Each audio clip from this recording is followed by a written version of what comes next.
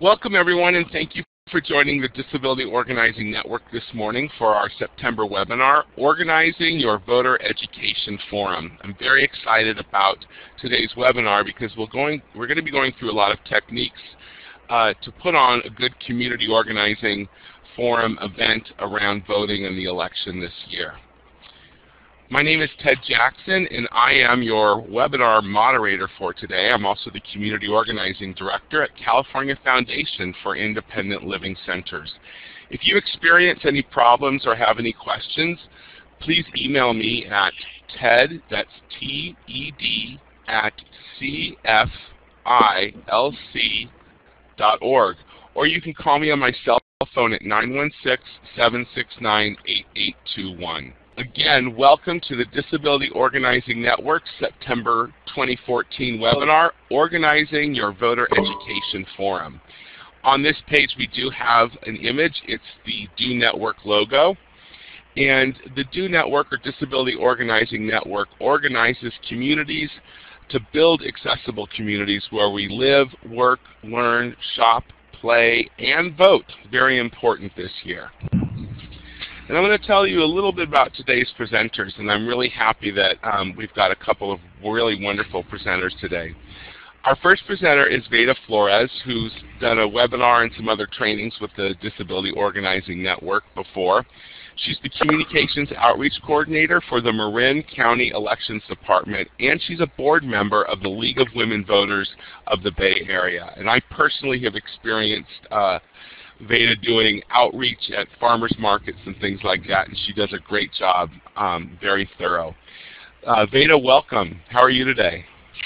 Thank you very much. I'm just fine. I'm so excited to be here, and thank you for inviting me. Great. I'm so glad to have you here joining us today. And then after Veda speaks, we'll have some Q&A, and then Dolores Tejada is going to be joining us. And Dolores is the community organizer at Community Resources for Independent Living. That's the Independent Living Center in Hayward, California. And they do some pretty advanced voting work, and so I'm very excited to hear her talk about the accessibility side of putting on a forum and how they engage the community in that. So I'm just going to run through today's agenda so we kind of all know where we fit in here, and then I'm going to hand things off to Veda to start the webinar. We're going to start off with how to arrange a candidate forum. That's the first section, and that's probably the longest section with Veda Florez, and then we will have question and answer time. After that, Dolores is going to join us, and for the next section, making your voter education event accessible for people with disabilities. Very, very important for our community.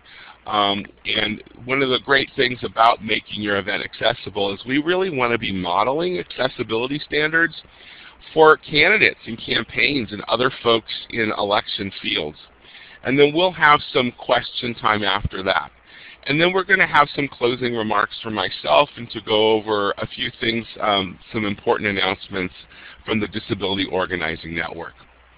All right, so please mute your phones and make sure that the talk button is unpressed on your webinar system. And just as a reminder again, please do not put your phone on hold. And Veda, I'm going to hand everything off to you. Okay, thank you very much. Good morning, everyone. My name is Veda Florez, and I am a Communications Coordinator with the Elections Department for Marin County, California. I received my training from the League of Women Voters of the Bay Area and of the Marin County League to help put on these candidate forums.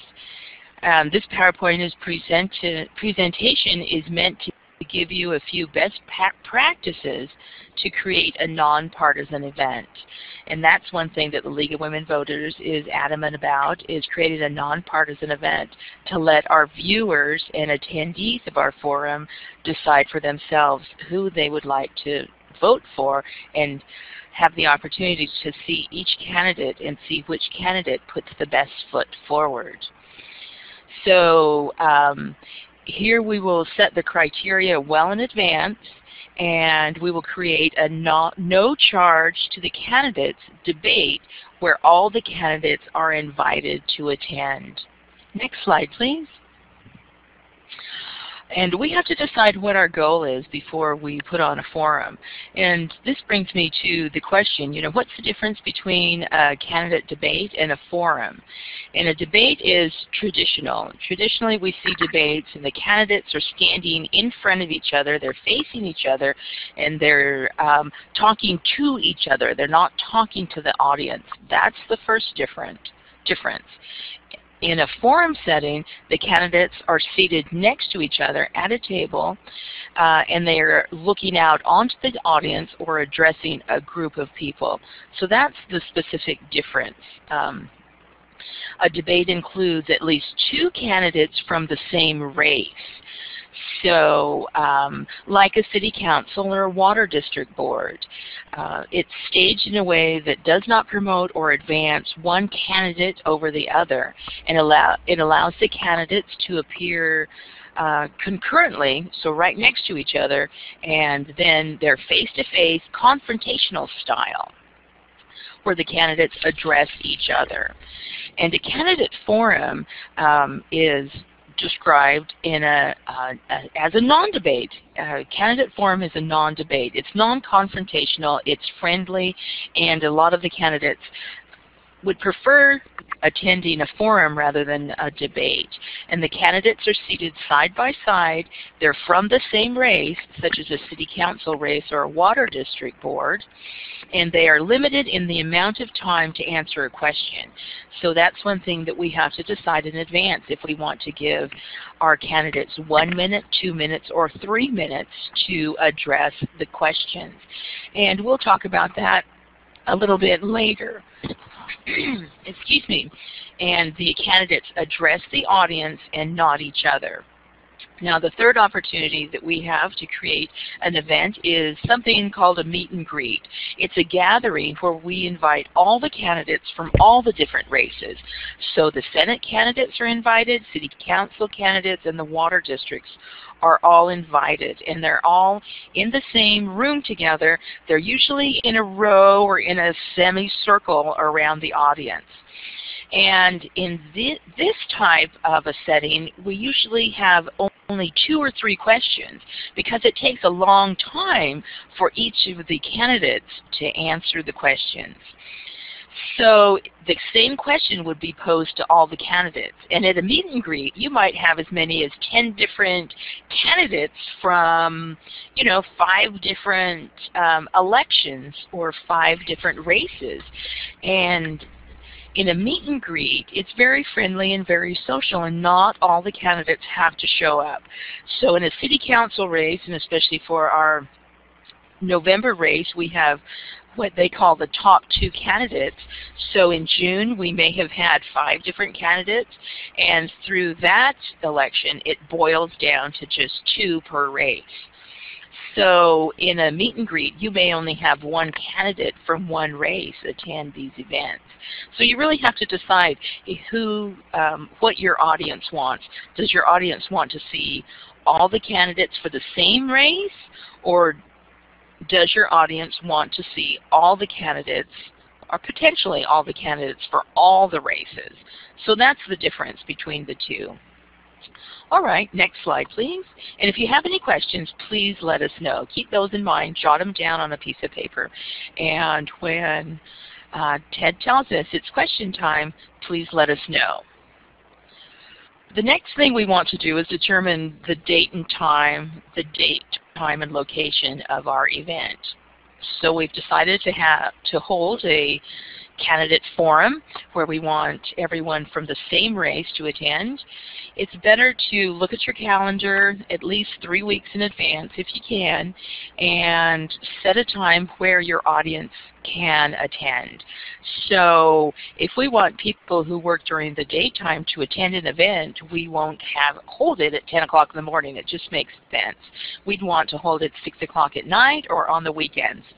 So that's big concern, and we want to make it convenient. You know, right now we have summertime lights, so if you hold something 6 to 8 p.m. or 7 to 8 p.m., people can get home safely. If this were a wintertime special election that happens in February, you'd be concerned that your people couldn't see in the dark, as it gets dark at 5 o'clock in January and February. And we also are concerned with the location. We want a location that is centrally located, that's accessible for everyone, that potentially has a well-lit parking space, parking lot, and we also have to find out if they need special insurance to rent the space. Many people can't afford that, so we'll have to, when we start looking around and you start talking to people, well, you have to ask them, do you charge extra money for insurance? Is the space free of charge, or is there a charge to use the room? So those are concerns that we have to think about in advance. Next slide, please. And there are arrangements to be made. So we've decided to hold a city council race, and we have to find out who the candidates are. So the best place to do that is go to your elections office. So here in Marin, we go to the Marin Civic Center, go to the elections office or call them up and say, do you have a list of candidates that are running for the city council race? Do you have any of their contact information that you can share with me? I'm thinking, I'm from the DO network and I'm thinking of holding a candidate forum. Do you mind sharing that information? So you receive the information, and the next thing to do is to find the candidate's website. This is especially important when you're making table tents with their names on them. That's a little piece of paper that's folded in half to look like a tent. So we type their name on it so that the audience can identify who the candidates are. And it's best to visit their website to find out how to spell their name and find out some information on any issues that they may cover for your community. Next slide, please. Okay, the initial call.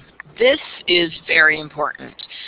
So sometimes on the paperwork that the election office has, you will receive information from the incumbent. Now the incumbent is the person or the candidate who's holding the office currently. So they want to be reelected into the position. So they are the incumbent. They're in office already. So when you call their office, you have to find out, make sure and find out, is it the staff organizer or is it the campaign organizer? So if you want your current city council member to come and do a ribbon cutting for the local TV station, you would call the staff coordinator. But if you want to have the candidate, incumbent candidate who's running for city council, attend your candidate debate, you would contact the campaign organizer. So just know the difference between those two. It helps cut through a lot of paperwork down the line. Next slide, please. Okay. All right, now calling the candidates. So you want to have one or two people help you organize your candidate forum. So you'll sit down together and you'll determine your date, your time, your location, and you'll also determine if it's a better place for people to park. You'll figure out all these logistics before you call the candidates. And the best thing to do is call the candidates and have a script in front of you so you don't get off track. Usually the candidates and their staff are very busy. They don't have a lot of time. They want you to get to the point. So it's better to have a written script written down, of course. Something that says, hello, my name is Veda, and I'm calling from the DO network. I would like to hold a candidate forum. Am I speaking to the right person? And they'll say, no, you've got the wrong number. Please call the campaign scheduler.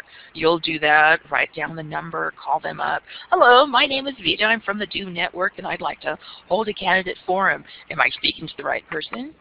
And they'll say, why, yes, I'm the person who will make this happen for you. Next, you'll say, we're inviting all the candidates for City Council to a nonpartisan event. Make sure that they know that, because they don't want to be set up at the Democratic caucus. You don't want your Republican candidate to be surprised, hello, amongst all the Democrats. So make sure and mention this is a nonpartisan event. You'll go on to say, I want to invite candidate Roosevelt, who's running for city council, to attend a candidate debate or candidate forum, pardon me, on September the 22nd at 7 p.m. and this will be located at the community center downtown. And then you'll say, please arrive a half hour before the event so that we can seat him and take photographs. That's one thing you'll want to do. Have your media person take photographs of everything that goes on, because this is great for your Facebook page. And it will help the community identify each candidate. Oh, I thought candidate Roosevelt was much older. No, he's a young guy. See the photograph from the Do Network? Next slide, please. So after we've called our candidates and they've agreed to attend, it's time to walk through the space. So take a friend, don't walk through by yourself. Make sure you get someone's opinion on attending on a great space. You may think it's great, but then your partner, your coworker may not think it's so great. So when you see the initial space, take a photograph of the outside so people will know if it's accessible. Take a picture of the inside when you first arrive. Carry a pen and paper with you so you can take down notes. You're talking to the space organizer, so you can find out who's the emergency contact. May I have your phone number if anything goes wrong? Will you be here the day of the event? And is there anything else I need to know? Make sure and write that down. Is there anything else I need to know about this space? Next slide, please.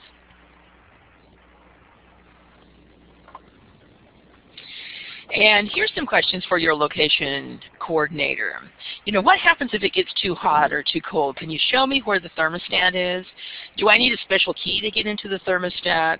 Is it okay for me to adjust the thermostat, or do I have to find the person on site, someone on site, to adjust these? What's included in my reservation? Will I have a lighting engineer? Will there someone special be here?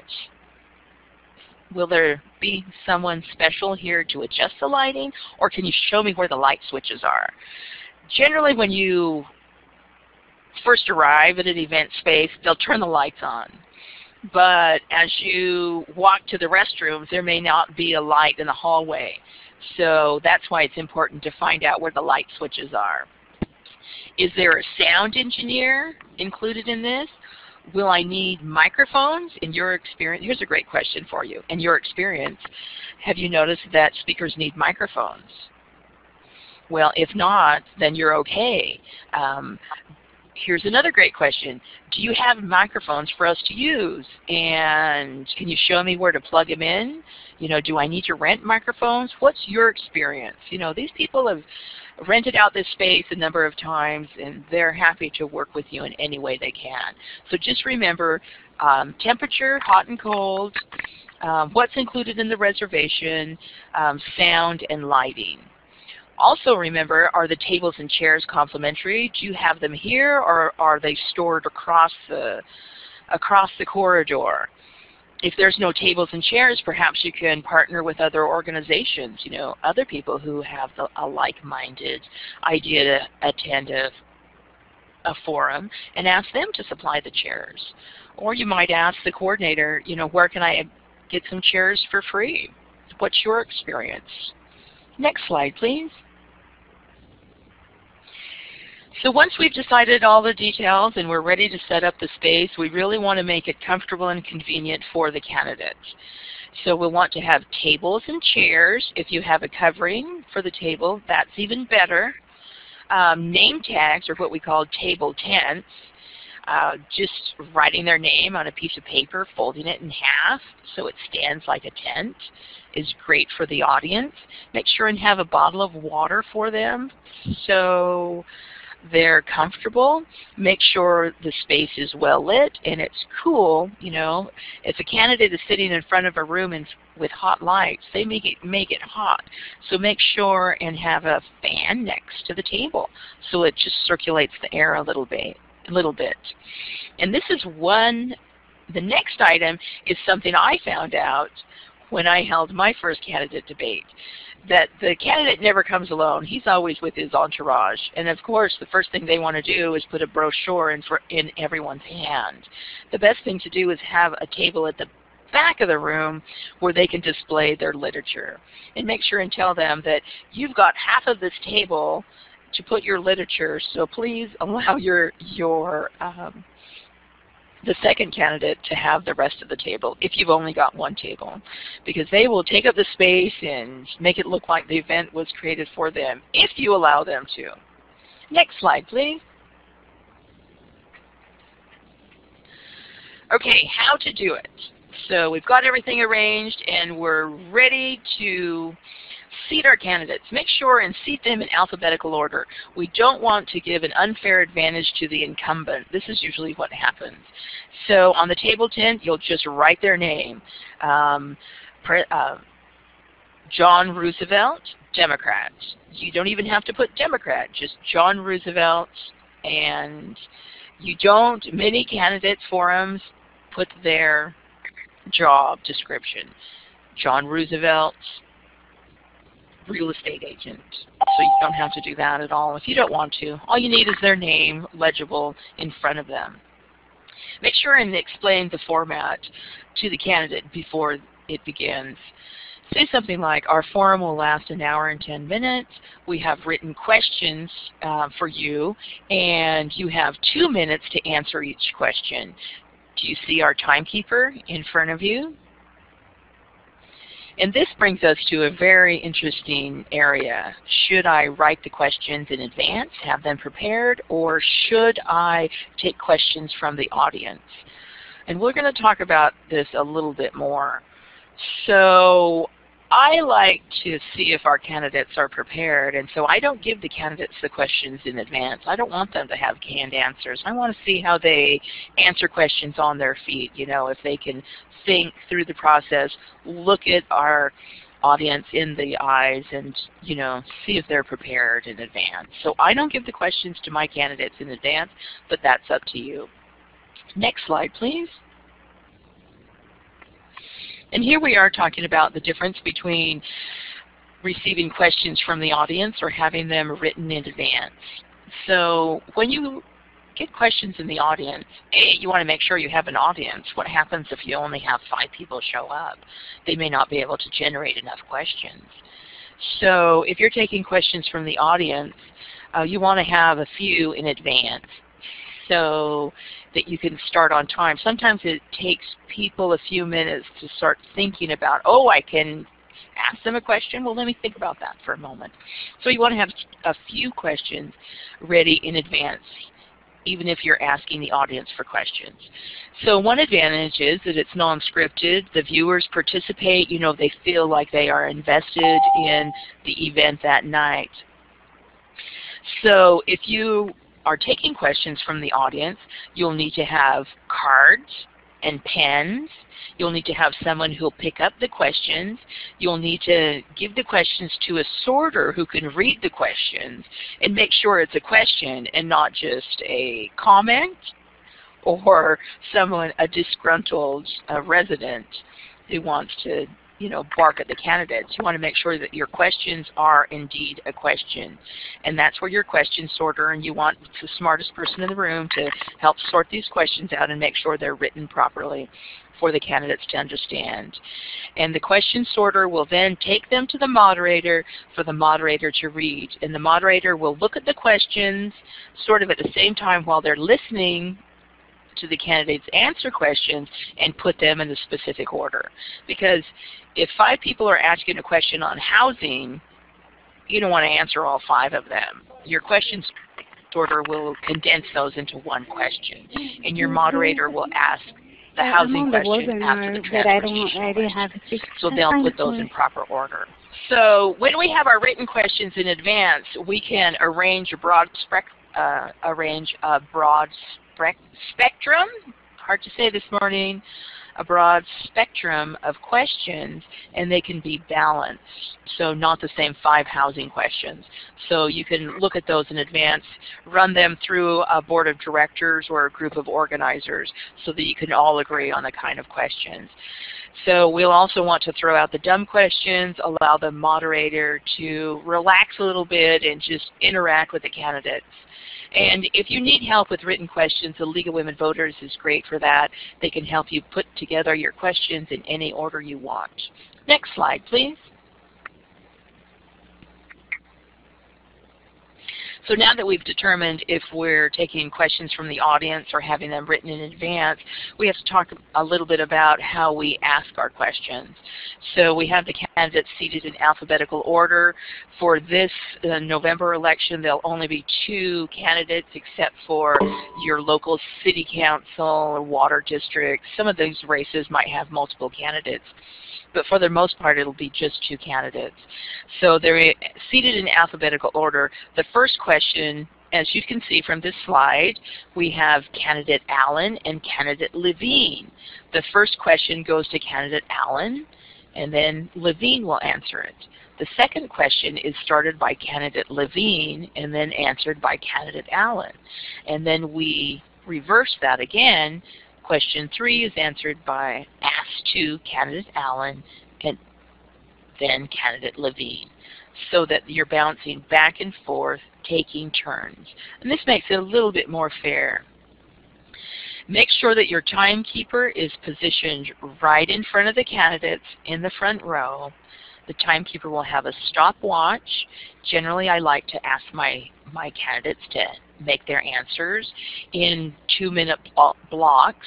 I've used 3 minutes before, but I've experienced an opportunity where the candidates will veer off onto another subject. It's like they don't know the depth of their question and can't answer it, so they'll guide you somewhere else, or they just waste the time talking about the other candidate in a mean-spirited fashion.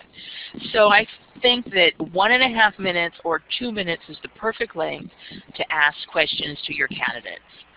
Your timekeeper, as long as we're here talking about our timekeeper will have their stopwatch for 2 minutes. They will also have 3 different cards in their hand. One that says stop, your time is up. The timekeeper holds up the stop card. The timekeeper also has something that says 1 minute. 1 minute, you've used 1 minute, you've got 1 minute left. And there's also another card that's 30 seconds. So 30 seconds, I'm sorry, you've only got 30 seconds. We'll ask the timekeeper to hold up the cards until they can get a nod or a visual that the candidate has seen that time and they're aware that they've only got 30 seconds left. Okay, next slide, please. How much time do I need? This is always the biggest question. When we set up our candidate forum, we want to make sure that people know this is going to last about 1.5 hours. And we'll try to start on time, but what if a candidate's late? So plan 1.5 hours for your candidate forum. We usually allow 1 minute for the timekeeper to ask the question. We allow 2 minutes per candidate per question. So if we have 2 candidates, that would mean 4 minutes. And then we allow an extra minute just for whatever. So figure 6 minutes per question. So if you're asking 4 or 5 questions, you can do the math. 4 or 5 times 6. I allow 5 minutes for opening and closing remarks, 5 minutes each.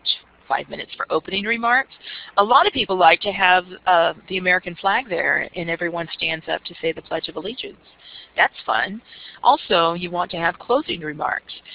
Someone says, you've still got the opportunity to sign up if you've moved in the last year. You want to update your voter registration. We've got cards in the back of the room. There's literature for the candidates in the back of the room. If you have any questions, you can speak to someone on staff. So I allow 5 minutes for opening, another 5 minutes for closing remarks. So I generally figure 64 minutes for the event, or I give a little play, an hour and 10 minutes, you know. That gives us a little bit of time. But when you make your posters or flyers, allow an hour and a half with an anticipated 64 minutes of actual time being used. Does that make sense, everybody? Give me a high five if that makes sense. And we're ready for the next slide.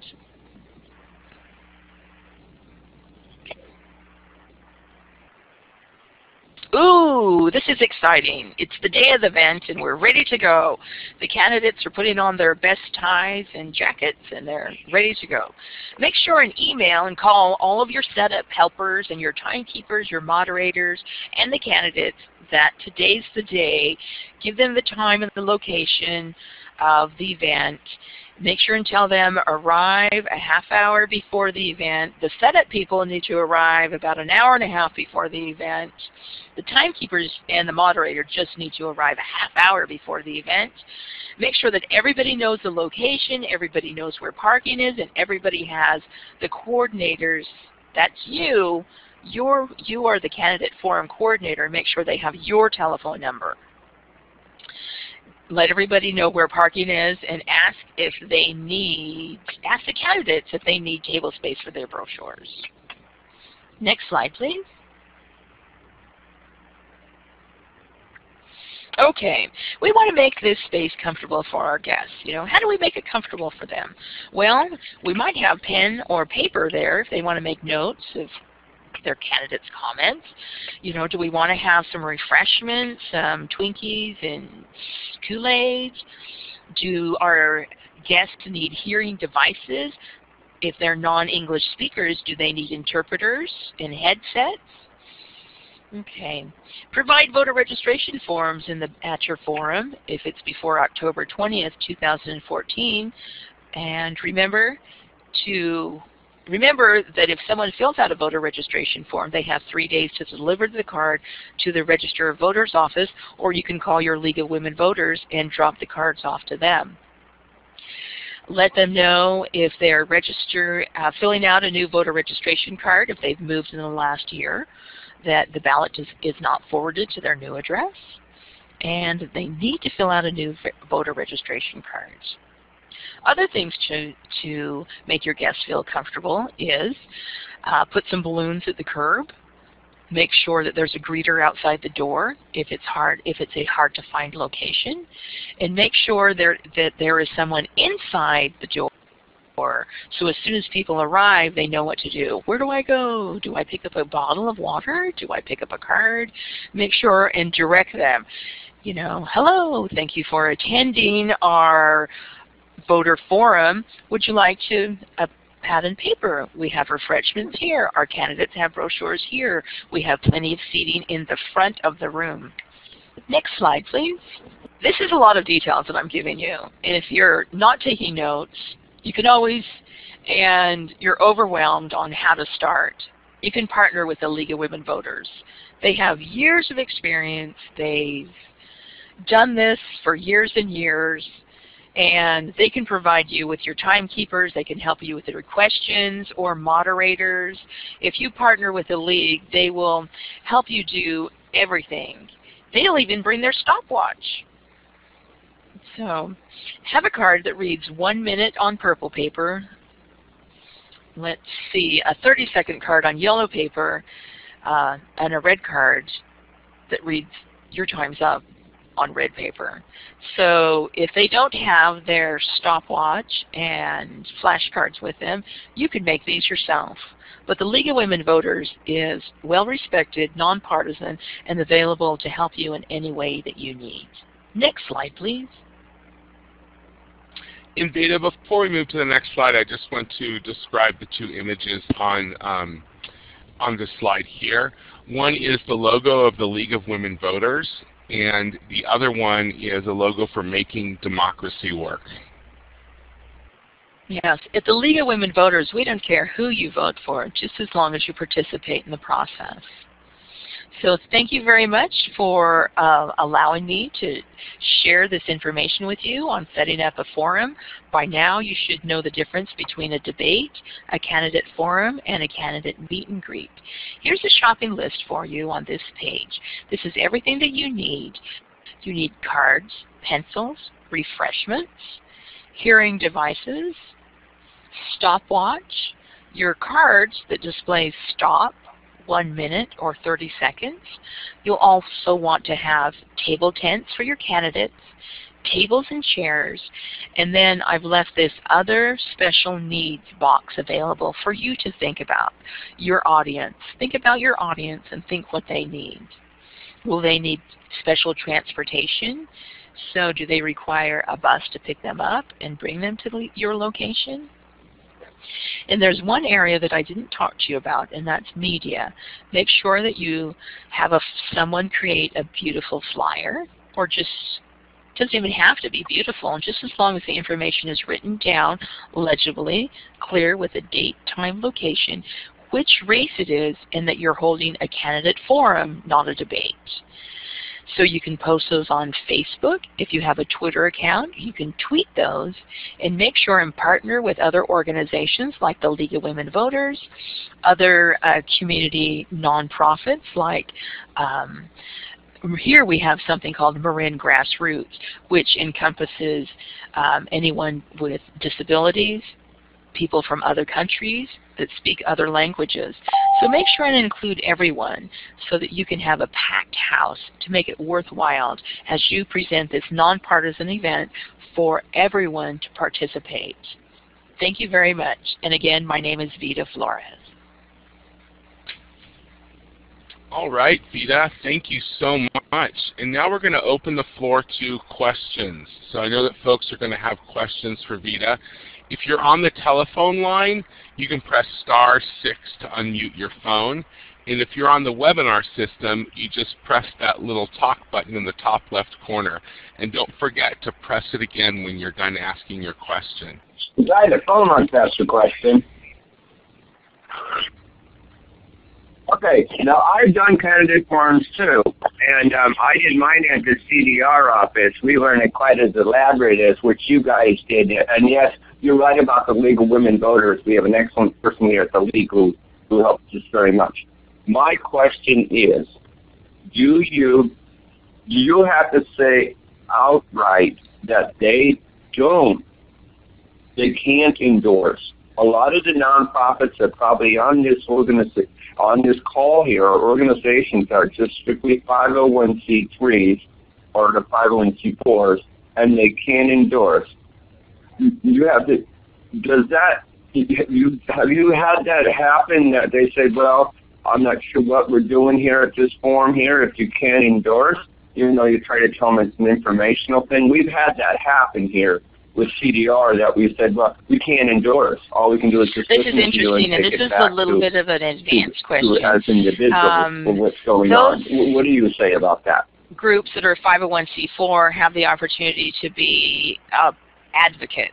If you are a 501c4, you can advocate for a position or a candidate, but you have to tell people that in advance. So that's if the organization chooses to endorse a candidate. And it's better to do that afterwards. You know, in any written paperwork or press releases that you might have. The DO Network held a nonpartisan event, and we've chosen to endorse candidate Roosevelt because of his, positions on housing, water, and transportation. The DO Network is a 501c4 organization, so it's right out there in paper so everyone knows that you're within your legal standing. If you are creating a 501c3 total nonpartisan event, then you can even put it on a table tent right at the front of the door, saying, "We do not support one candidate. This is just an informational event." So it's better to come out straight in front and tell people what the organizer's position is. those who attend can have a position one way or another, and you can politely say, this is a nonpartisan event like you've done. We choose to keep our opinions to ourselves, and we're happy to discuss it after the event. And mainly because the candidates are on such limited, tight time schedules, we don't have time to go into, specifically talking about that event, and you can ask them to stay afterwards and hold a roundtable discussion if you want to go into those details. So has your experience been that your organizers or your attendees have want to endorse? For us, we're a 501c3 and a 501c4 because we do lobbying, and so what's happened is I've been told. So I would like to. So that would be a good time to ask for this now. We've had it before as a 501c3, as a 501c3 entity. Now my question is, we're also a 501c4. Does that mean we can endorse a candidate? Because Older Women's League is also a 501c3, and they can't do it. And other organizations I've been with, they can't endorse a candidate because they're 501c3. So does a 501c4 give them the right to endorse a candidate one or the other and make a recommendation? Mainly, when you hold your candidate forum, you have to determine in advance whether you're C3 or C4. You have to determine, are we going to hold a nonpartisan, non-endorsing event, or are we going to endorse a candidate? And just make that distinction from the very beginning so everyone is on the same page. I can send you information, and we can pick up this discussion outside this forum if you want to go into more detail. Great. And this is Ted. We only have time for one more question from another person, but to cap off what Veda just told you all, there is a great resource in Alliance for Justice. If you go to allianceforjustice.org, they've got some great resources on the differences between what the two different types of nonprofits can do, a 501c3 or a 501c4. But you should also consult your own legal advice from your own organization to make that determination. So do we have Dolores on the line with us?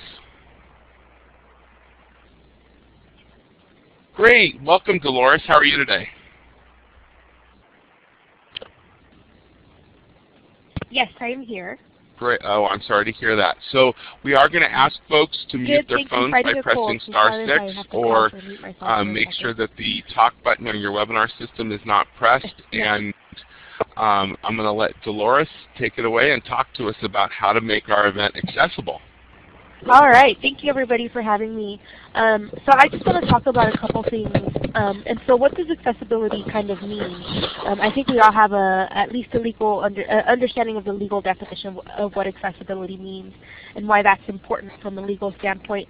But also really understanding that accessibility is a really good way to promote your organization, promote your event, and to really make sure that it's a welcoming space so that everybody can feel comfortable, and that ultimately is a benefit to your event. Another benefit of having an accessible space is obviously the more people that are able to be in that space, the more people you will have turn out. So you want to make sure that you offer a lot of different ways and make sure that your event is accessible in a lot of different ways so that folks, like I said, can be really comfortable and excuse me, and can make sure that they're participating in the event. And you're giving people choices on how they can participate, they are more likely to participate and feel more welcomed. So what does accessibility really look like? There's a couple different things, and there is a accessibility checklist that I kind of that is a previous resource that I kind of added to and edited a bit, and I think Ted sent that out, or will be sending it out afterwards. So that checklist is very, I believe it's very simple. Once you do it once, it becomes easier and easier and kind of second nature. So I really encourage people to think about the checklist in advance and go through it with the understanding that maybe you won't get everything right, but if you try to at least meet the needs of folks with disabilities, that every time after that, it'll just become easier and easier. So accessibility, if we go through the checklist, really is a way for, excuse me, for you to make sure you have all your bases covered. The checklist was sent out to everyone. Do folks have the checklist in front of them, Ted? Or are you going to send it out afterwards? Okay, cool. So if folks really quickly want to grab that and open it up to read, that'd be really great. If not, I'll just keep moving, and you can look at it later. And also know that the checklist is the way. It's not something that you have to take on alone. It is something that you should discuss with.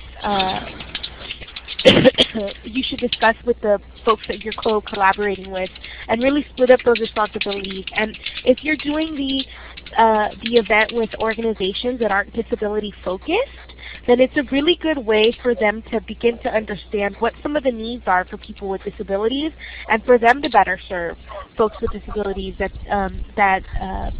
they encounter through their organizations and their work. So another thing is that the accessibility checklist can also be done by some volunteers. There's a lot of great things on there that volunteers can really take the lead on, and some tasks that can be assigned to volunteers. And you know, in terms of lists and resources, there's the list that I sent out, but there's also your own personal experience is a great resource to think about. You know, when you've gone to a candidates forum or a similar event, what were some things that you noticed that you wish could have been done to make it more comfortable for you to attend as a person with a disability? So start thinking about it in your own terms, and thinking about how you want to have this event be successful, and have an event that is welcoming of everyone. So some of the pre-planning events. I'm still on the first slide. So some of the pre-planning event to think about You can't hear anything on the teleconference line? The advertising on flyers, and like I mentioned before, working in collaboration with other organizations. So I'm going to talk more about creating a step-free environment on the next slide. But some of the other things you want to think about is in terms of the accessibility kind of mandated or required that you want to try to meet. You want to think about ASL accommodations and making sure that the venue that you're going to have your at is accessible. So that may mean you take a trip down to the suggested venue. And I've definitely had the personal experience of going to a venue and saying, you know, this isn't going to exist. We can think of so the other thing is that since you want to make sure before you release the flyer that everything is kind of in place, that you know that the space itself is going to be accessible. That way, once you release the advertising, people understand and people are more welcoming, and they kind of entrust you to know that it's going to be an accessible event.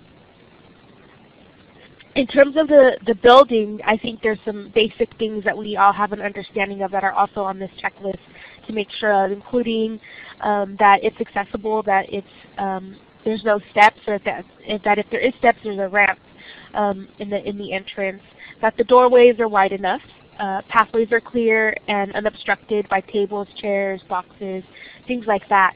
I know sometimes we've had our events at a union hall, or we've had our event at a church, and sometimes those spaces can become a little crowded. So if there are things there, and that's a really good reason to go to the space before, because you can ask the person who owns that space, hey, do you think we could move these boxes to the back corner, or is there another closet? Can I help you?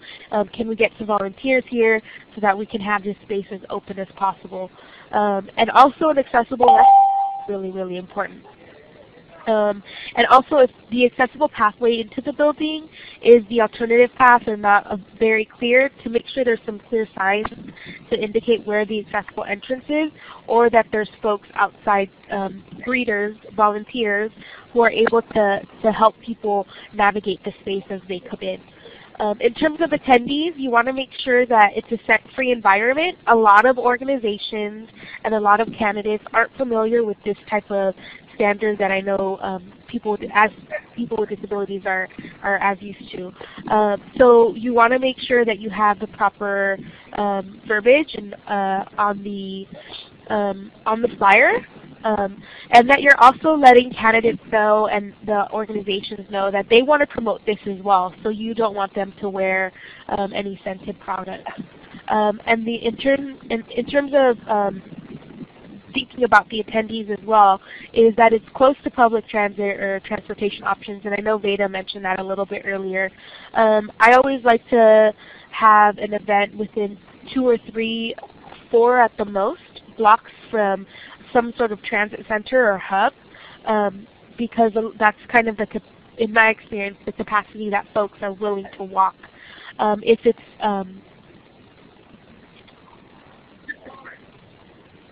it's a little bit further than the container, to get it closer, to get there closer, and I've even been able to try to work out carpools or collaborating with a paratransit company to be able to provide a shuttle. So there's a little bit more work that goes into that, but the easiest thing is just to make sure that it's really close to a transit hub.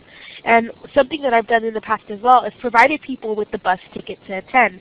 So if someone is really interested in attending, maybe there's some bus tickets or some fares that your organization can sponsor, by buying bus tickets, you can give them the bus ticket, and once they know that that's settled, they're kind of really happy about that, and they're more committed to coming out. So that's a really good way to also ensure turnout.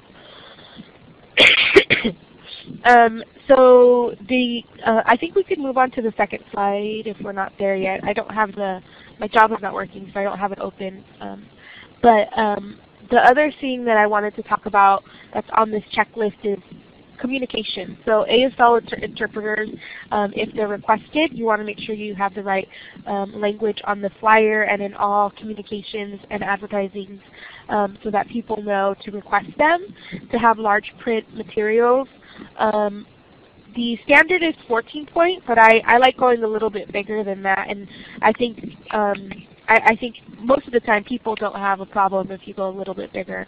So other alternative formats include Braille and or PDF. So having Braille, I know, is really hard to come by, but if someone requested in advance, hopefully there's a way to meet that request. And a PDF is also a really great way, an alternative. And so asking someone if having the information on a CD for them to use or to look at before, or a disk drive, is really, really cool. And in terms of the spacing as well, the aisles where attendees are sitting should be, so now we're going to start thinking about kind of the day of. The aisles where people are sitting should be wide enough for wheelchairs, and so when we're thinking about chairs, my kind of standard is like I want to have as little chairs out as possible, and then have volunteers bring out chairs if more chairs are needed. There's been events that I've gone to where there's 100 chairs out and 20 people show up, and it just looks really bad. So if you start with 10 chairs or spaces for 20 people, then once those fill out, it looks way more full, way more encouraging, and you can bring out extra chairs as needed. One of the really cool things that I like to do that I think is really useful to think about is that folks who use wheelchairs or they use walkers and maybe sit on their walker instead of they have a seated walker and sit there, or they have a scooter. One of the things that I really like doing is setting up the room so that there's space everywhere, so they have options of where to sit.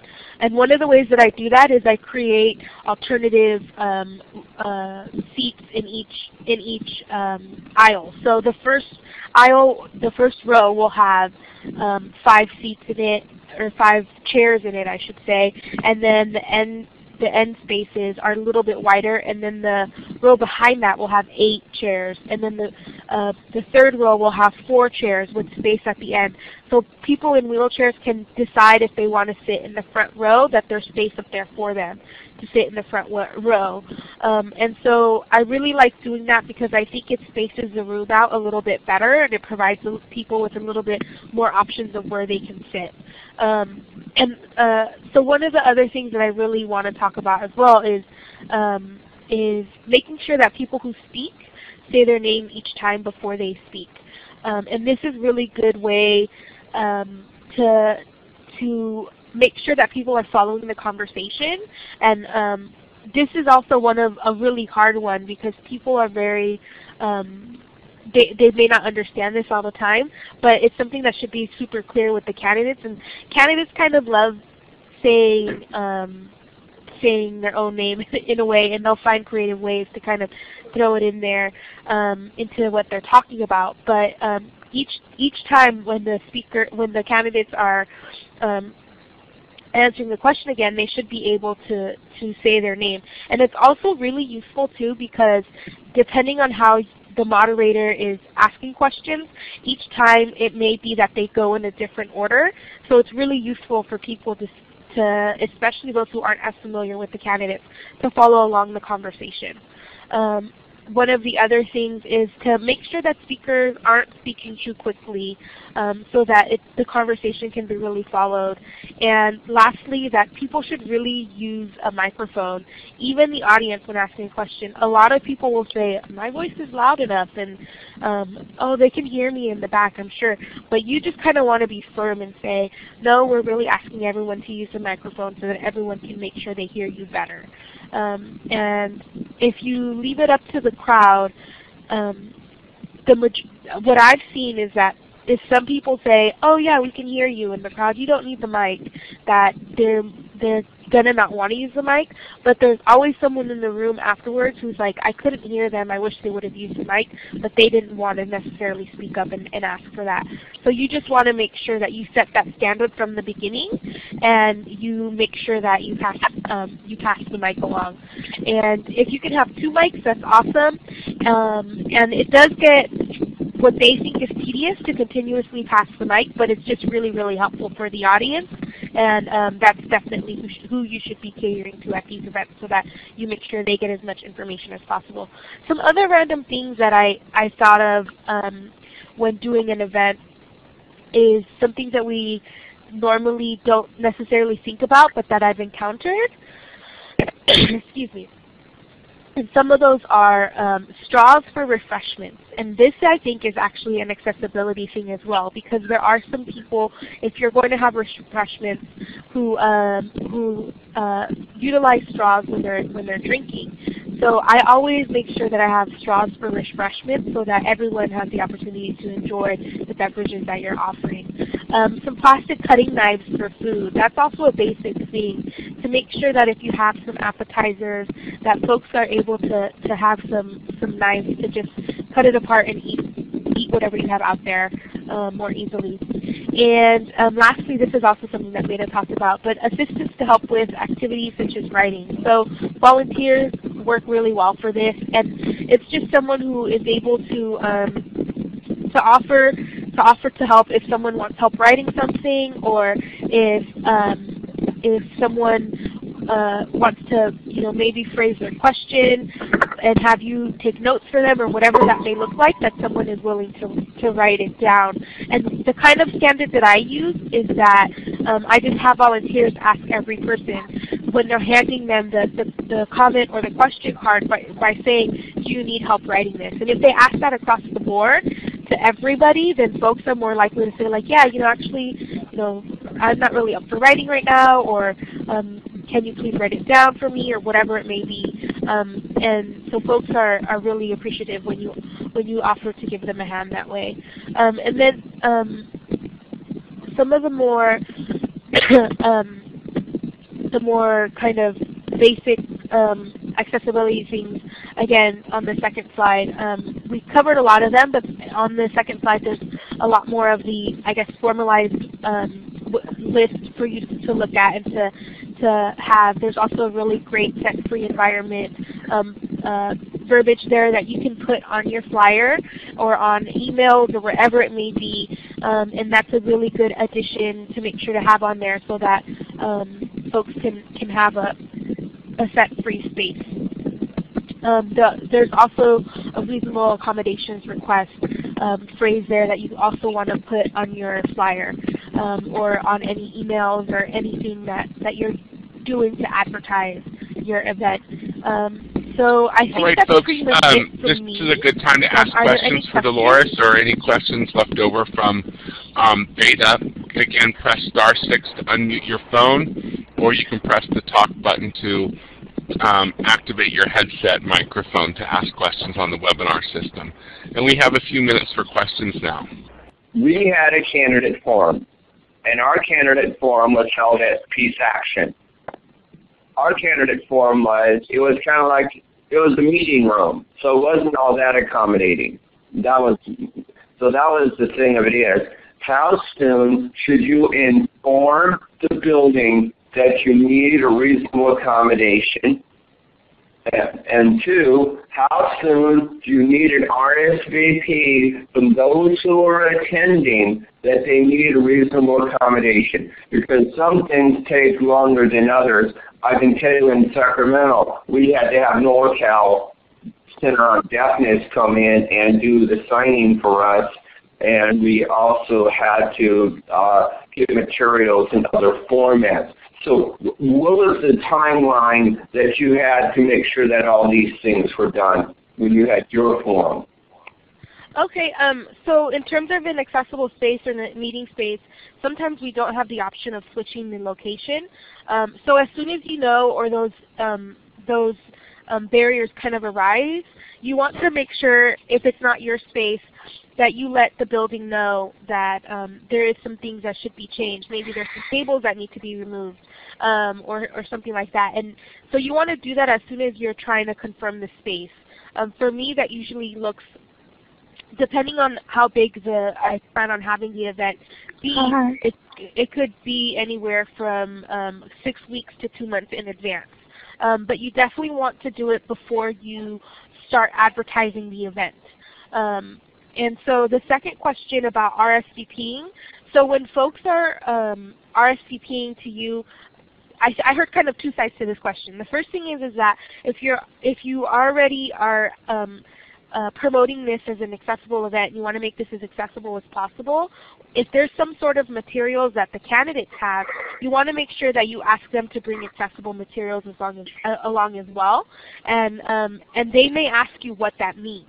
So you'll want to let them know, usually things should be in 14-point font, Arial font or bigger, having alternative formats like Braille or things on a disk drive or a CD are also really great. If you want to send me the email, I can send it out to some people who have already confirmed and want materials that way. Maybe not necessarily, and you want to make sure that you have, if you're going to send out an email with candidate information, that you're kind of doing it across the board. I kind of want to say don't send out any candidate information, leave that up to them, but confirm with the individual who's requesting that information that you can pass it along to the candidates so that they can forward their own information to that individual. That's probably your best bet. And so that's one side of it, is making sure that you help every candidate if they ask for that assistance on how to make sure that they can distribute accessible information and have accessible information at the event. And then, so the second piece of that is, when someone RSVPs with you, the standard for a reasonable accommodation request is usually within 5 days or earlier before the event. It is usually harder to meet an accommodation request with less than 5 business days. And so usually folks who know that they're going to need an accommodation request it fairly early, as soon as they RSVP. And so you want to make sure that you have all your accommodation needs met within at least, I would say, 3 days. So you give yourself a 2-day leverage after the closing of the, after you stop receiving accommodations requests, give yourself at least 2 days to get all of them in place. Usually what I do is I have a list of things like ASL interpreters or a translation equipment or headsets to listen in more closely. I have those folks kind of on standby. So I let them know that we're doing an event, and I say, hey, can we borrow this equipment? Or with the ASL interpreters, I say, hey, we're doing this event. Here's the date. What's your availability? If someone requests ASL, I'll make sure to confirm with you by such and such date, or as soon as they let me know, to kind of get all those things in place. And so once you have ASL interpretation in place, you do want to make sure that you call the person. All right, folks, I'm just going to remind everyone that if you're not speaking on the phone, please mute your phone by pressing *6. So we have one more short section to go through, but we do have time for one more question. So is there anyone else that has a question for Dolores or Veda? Okay, great. We're going to go ahead and move on to one last final section, and we're going to talk about resources that you may want to access when putting on your voter education candidate or community forum. We're going to talk first about the Secretary of State's website. So on the Secretary of State's website, there are some resources available to you. First off is the official California Voter Information Guide. And you can, the website is on here, voterguide.sos.ca.gov. By the way, all of these websites and their web addresses are listed in the rich text outline that was sent out to everyone who's on the webinar today. So you have these links in there. The official voter guide comes in many different alternate formats. You can have the guide, you can order it to be delivered to you, and you may want to have several of those on site there at your forum. There's also a short version of it called A Guide to Voting in California, My Voice, My Choice, My Vote, and you can get that by calling the Secretary of State's office or ordering it online in their online order form. And then there's also just a general information flyer as well called Vote in 2014 that you can get from the Secretary of State's office. You can also look up the qualified ballot measures. There's the link there, and this, the Secretary of State does post all of the ballot measures that qualified for the ballot.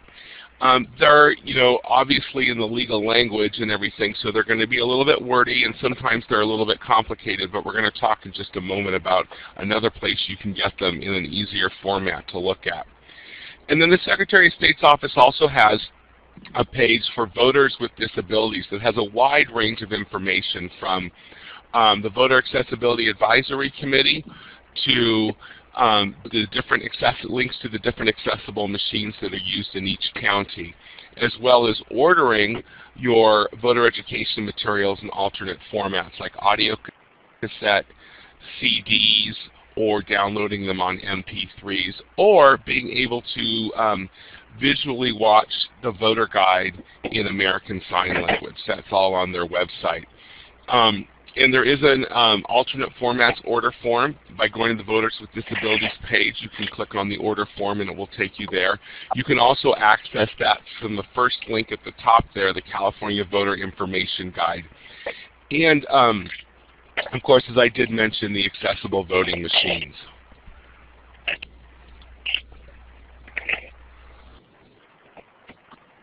Now, there are some great resources out there for us as well from the League of Women Voters. And on this page, we've got some logos. We've got the logo of the Do Network, and then some other graphics that we have is the Smart Voter logo and the Easy Voter Guide logo. Resources from the League of Women Voters. The League of Women Voters does a great job of presenting resources for us on the local and the statewide level. On the local level, there's a website called Smart Voter. I love Smart Voter. It's really easy to remember. It's just www.smartvoter.org. And on that particular website, you can actually go in and put in your zip code, your address, and it will pop up everything that's going to be on your ballot and information about that. So where other resources might have broader information like statewide ballot initiatives, candidates that are running for governor, all of that, Smart Voter is going to tell you the ballot initiatives governor, but it's also going to tell you things like who's running for dog catcher. It's really down to the local level. And then on a statewide level, there's the Easy Voter Guide. I personally have used the Easy Voter Guide for years, both in my campaigns, but also for myself personally. This is going to be a great place for you to get information about the ballot initiatives in plain language that is understandable. And you can go to easyvoterguide.org to see it online, or you can go to the website there to order an Easy Voter Guide mailed out to you, and maybe multiple copies if you're doing a candidate forum or a community forum around voting. And you can also check out the Do Network and the resources that we're going to have. Our website is disabilityorganizing.net. Already there are some voting resources like these webinars and training opportunities posted on that website, as well as our election summits that are coming up. We're going to be having summits in Sacramento on September 22nd at the Secretary of State's office, and then we're going to have one in Oakland on September 25th and one in Pasadena in Southern California on September 29th. And you can go to disabilityorganizing.net, and right at the top on the home page there's a button to press. It'll take you to a page that will tell you all about the summits, and you can register. So I would highly recommend going to that today. You can also check us out on Facebook, www.facebook.com/donetwork.org. And on our Facebook page, we post everything. We have a lot of likes, a lot of followers, and a lot of our information around elections and voting is on the Facebook page. And then you can follow us on Twitter. On Twitter, our handle is @donetwork.org. There's no dot between work and org, so it's just @donetwork.org. And I want to thank you all for joining us today. Don't forget that the Disability Organizing Network does have a training library. The archived webinar from today's webinar is being recorded, and it will be up in about 7 to 10 business days on our website. To view it there or to tell your friends who may want to watch it in about 7 to 10 days, they just go to disabilityorganizing.net, click on the Trainings and Events tab at the top, and then click on the Training Archive Library. And there's a link right there. And again, you have this link in the materials that I sent to you, and that will take you directly to the archived library. And before we end today, please take our survey. We really appreciate your participation in today's webinar. And we would really appreciate if you would share your experience with us by completing the survey. Your feedback is highly valued, and participation is greatly appreciated for our future webinar opportunities. Well, thank you all very much. Keep an eye out for our future webinars and our events this election season. We've got a lot planned for you. And remember, the Disability Organizing Network is dedicated to organizing for accessible communities where we live, work, learn, shop, play, and vote. Thank you very much, and have a great day.